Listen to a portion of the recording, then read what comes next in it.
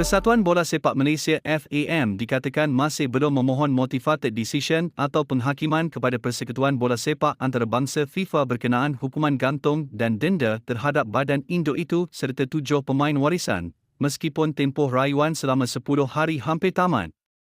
Dengan penyokong bola sepak tempatan rata-ratanya berdebar menantikan pengakhiran kepada tempoh rayuan 10 hari yang panjang itu, penemuan di laman sesawang FIFA tidak memberikan sebarang petanda positif.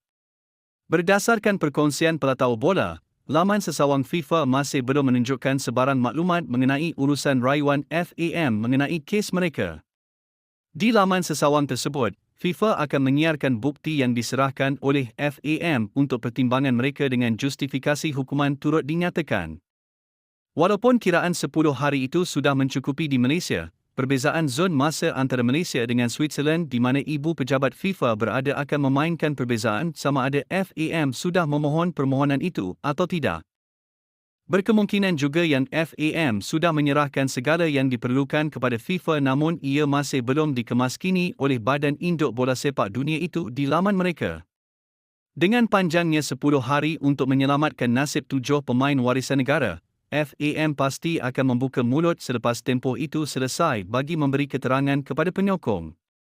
Namun di sebalik itu skuad Harimau Malaya tidak seharusnya terbawa-bawa dengan kesedihan selepas kehilangan 7 pemain berdarah warisan bagi aksi kelayakan Piala Asia 2027 berdepan Laos susulan penggantungan Persekutuan Bola Sepak Antarabangsa FIFA. Jurulatih berpengalaman, Sulaiman Husin melihat barisan yang dipanggil kali ini memiliki kekuatan yang cukup sekaligus sepatutnya tidak berdepan masalah untuk menewaskan pasukan di ranking ke-185 dunia itu pada 9 dan 14 Oktober nanti. Tegasnya, rata-rata pemain yang dipanggil kali ini berada pada momentum yang terbaik apabila memperagakan aksi cemerlang dalam Liga Super dan diberi peluang untuk membarisi skuad negara. Kita turut melihat panggilan kali ini seimbang di semua posisi dan skuad negara ada cukup kekuatan untuk 2 pertembungan menentang Laos nanti. Saya rasa tidak ada masalah untuk Harimau Malaya memenangi 2 perlawanan ini, dengan syarat jangan ambil mudah dan tidak terlalu yakin selain terbawa-bawa dengan kesedihan kerana hilang pemain tempoh hari. Barisan kejurulatihan skuad kebangsaan perlu yakin bahawa semua pemain akan memberikan aksi yang terbaik dan pemain yang diberi peluang wajar memanfaatkannya sebaik mungkin, katanya.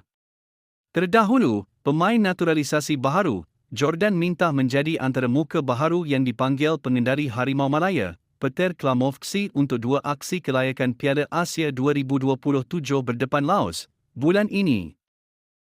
Malah, Klamovski turut memanggil beberapa muka baharu pada panggilan kali ini selepas 7 pemain berdarah warisan yang beraksi pada 2 aksi persahabatan menentang Singapura dan Palestin, bulan lalu digantung 12 bulan oleh FIFA. Antara muka baharu yang mendapat peluang kali ini adalah Declan Lambert dan Muhammad Ramadan Saifullah selain skuad Harimau Malaya memanggil 2 pemain skuad bawah 23 tahun iaitu Alif Izwan Yuslan dan Muhammad Ubaidullah Syamsul. Klamovski mengekalkan 22 pemain daripada skuad sebelum ini sekaligus menyaksikan tiada rombakan besar-besaran untuk pertemuan menentang pasukan ASEAN itu.